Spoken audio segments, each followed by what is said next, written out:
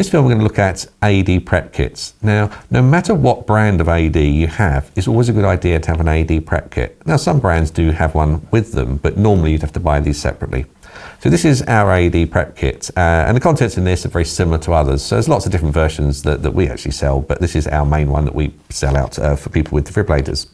So inside here is everything you need to then help. So it will have the razor to clear any excess hair off the chest. It has some tissues in there to actually dry the chest in case it's wet.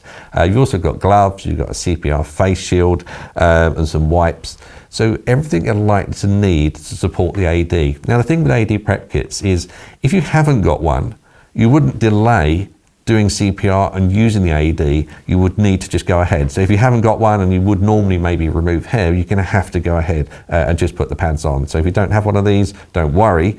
But you know, the whole thing with first aid planning is exactly that, to try and make sure you've got the equipment for when you do actually need it.